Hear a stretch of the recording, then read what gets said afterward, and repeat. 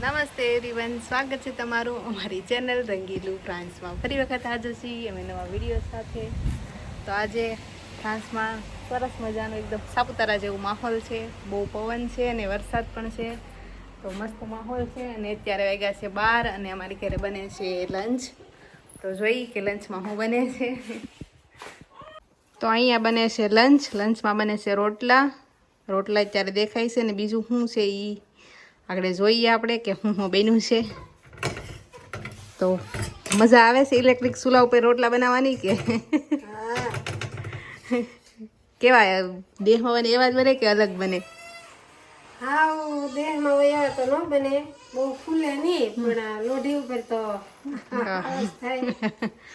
તાવડી હોય તો હેરખા થાય, પણ તાવડી આપણી પાસે નથી. તો તાવડી હોય તો થાય, પણ આપણે તો લોઢી બનાવતા હોય તો બહુ પણ ફૂલે નહીં, પણ આમ તો સારા લાગે.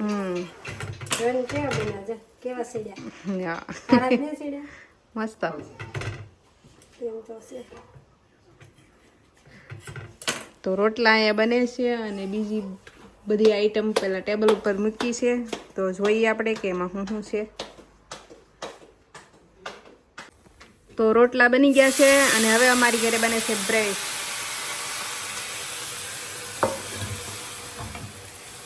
તો અત્યારે હાલે છે બ્રેડ બનાવવાનું કામ. બ્રેડ કે સેવ કે ગમે ઈ કોઈ નથી ખબર. તો અત્યારે બને છે બ્રેડ ડેઝર્ટ માટે. હા, પાછું એવું કે ખાઈને કઈ ગળું ખાવું પડે. હા, ડેઝર્ટ જોવે ને.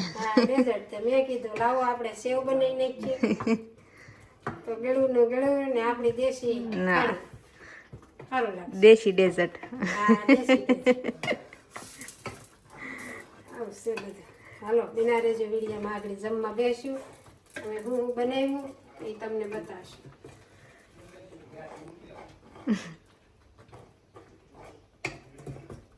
રવિવારનો દિવસ રજાનો. આજ વાતાવરણ કેવું છે? મસ્ત છે ને? વાતાવરણ બહુ મસ્ત છે. રજાનો દિવસ છે તો આજ અમે ફૂલ ફેમિલી બધી હારે છીએ. રજાનો દિવસ છે. દિવસે આજ વાતાવરણ એ બધું સારું છે. આજ અમે બધા એક હારે ઘેરે છીએ તો હારે જમવાની મજા આવશે. જોતા રહેજો વિડીયો. અમે જમવા બે પછી તમને બતાવશું અમે હું બનાવ્યું.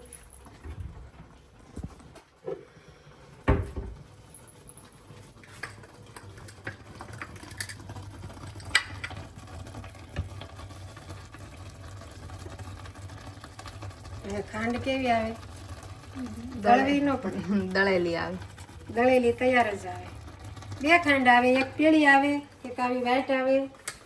પણ અમે આવ્યા ને તો પછી હું અલ્પેશને કહું ભાઈ વ્હાઈટ લે. બોલી આવે ને સારી આવે, એ કેમિકલ વગેરેની આવે, બ્રાઉન કલરની આવે ને એ અમે ઈ જ વાપરીએ. પણ તમને એને ફાવતા ને એટલે આ વખતે આવી જાય વ્હાઈટ. મને એમ થાય કે આપણે વ્હાઈટ પહેલેલી ખાતા હોય તો સાન બાન બધું આપણે આ રાંધણું સારું લાગે. રવોન બનાવીએ, આ સેવ બનાવીએ તો એમાં એ આપણે એ ખાંડ નાખીને તો થોડુંક પીળું બને.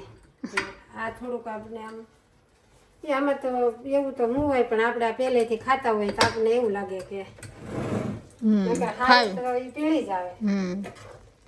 એ તો અલ્પેશ કહેતો કે આમાં કેમિકલ ન હોય, આ બધી કેમિકલ વાળી આવે. હવે એવું તો આપણને તો આવું છે કઈ ખબર હોય નહીં.